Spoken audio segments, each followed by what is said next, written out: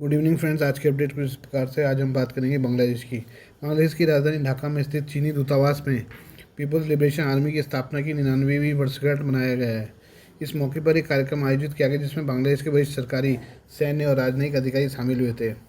चीन का ये कदम भारत की चिंता बढ़ाने वाला है क्योंकि वो लगातार भारत के पड़ोसी देशों से सैन्य संबंध मजबूत कर रहा है। चीनी दूतावास की तरफ से जारी प्रेस रिलीज के मुताबिक बांग्लादेश में चीन के राजदूत याओ वैन ने इस कार्यक्रम की मेजबानी की।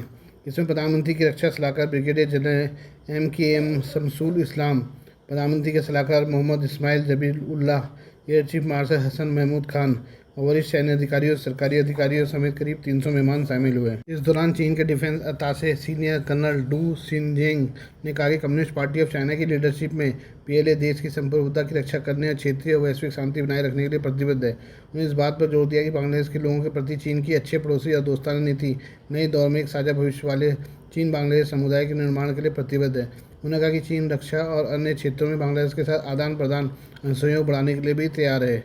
वहीं बांग्लादेश के रक्षा सलाहकार ब्रिगेडियर जनरल MKM शमसुल इस्लाम ने PLA के आधुनिकीकरण और बांग्लादेश और चीन के बीच लंबे समय से चली आ रही दोस्ती की तारीफ की और बांग्लादेश के रक्षा विकास के लिए चीन के समर्थन की सराहना की।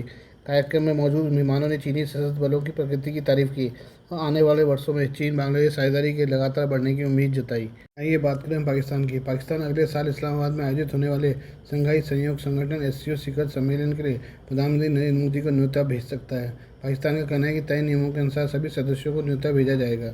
SCO शिखर सम्मेलन में अमूमन सदस्य देशों के राष्ट्राध्यक्ष शामिल होते हैं। हालांकि कई बार सदस्य देश की ओर से दूसरे मंत्री अधिकारी भी शिरकत करते रहे हैं। भारत ने पाकिस्तान में आयोजित होने वाले SCO शिखर सम्मेलन को लेकर आधिकारिक रूप से कुछ नहीं कहा है। हालांकि वर्तमान हालात और द्विपक्षीय संबंधों को देखते हुए इस बात की बेहद कम संभावना है कि पीएम मोदी पाकिस्तान का दौरा करेंगे। इंडिया टुडे की रिपोर्ट के मुताबिक गुरुवार को पाकिस्तान के विदेश मंत्रालय के प्रवक्ता ने बताया कि शिखर सम्मेलन के लिए SCO के सभी देशों के प्रमुखों को न्योता भेजा जाएगा, जिसका मतलब है कि संगठन के सदस्य के तौर पर भारत को भी न्योता मिलेगा।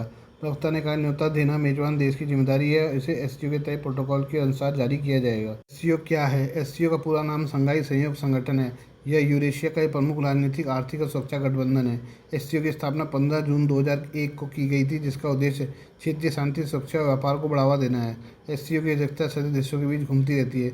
इसके तहत वर्ष 2027 में पाकिस्तान SCO की अध्यक्षता करेगा। अध्यक्ष होने के नाते वह 2027 में इस्लामाबाद में SCO शिखर सम्मेलन की मेजबानी करेगा। SCO के सदस्य देशों में चीन, रूस, Bharat, Pakistan, Kazakhstan, Kyrgyzstan, Tajikistan, Uzbekistan, Iran और बेलारूस शामिल हैं। 2026 में शंघाई सहयोग संगठन SCO की अध्यक्षता किर्गिस्तान के पास है। इस कारण वह बिश्केक में इस साल सितंबर में SCO शिखर सम्मेलन का आयोजन कर रहा है। इस सम्मेलन में लगभग सभी सदस्य देशों के राष्ट्राध्यक्षों के शामिल होने की उम्मीद है। हालांकि अभी तक सदस्य देशों ने इसमें शामिल होने के लिए लेकर औपचारिक ऐलान नहीं किया है। माना जा रहा है कि प्रधानमंत्री नरेंद्र मोदी भी इस शिखर सम्मेलन में शामिल हो सकते हैं। SCO शिखर सम्मेलन 2025 का आयोजन चीन के तियानजिन में किया गया था। इस सम्मेलन में शामिल होने के लिए प्रधानमंत्री नरेंद्र मोदी भी चीन के तियानजिन पहुंचे थे। इसमें रूसी राष्ट्रपति व्लादिमीर पुतिन, ईरानी राष्ट्रपति मसूद पेजेश्कियान, बेलारूसी राष्ट्रपति अलेक्जेंडर लुकाशेंको, पाकिस्तान के प्रधानमंत्री शहबाज शरीफ और कजाकिस्तान, किर्गिस्तान, ताजिकिस्तान और उज्बेकिस्तान के नेता शामिल हुए थे। बात करें इसराइल की। इसराइल ने खुद का स्टेल्थ लड़ाकू विमान बनाने का फैसला किया है।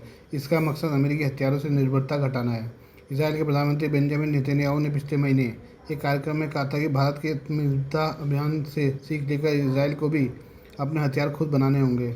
और अब इसराइल के एक सीनियर अधिकारी ने कहा कि इसराइल अमेरिकी मदद पर अपनी निर्भरता कम करना चाहता है और अगले 10 सालों में अपने खुद के स्टेल्थ फाइटर एयरक्राफ्ट और बिना पायलट वाले कॉम्बैट एयरक्राफ्ट बनाने की योजना बना रहा है।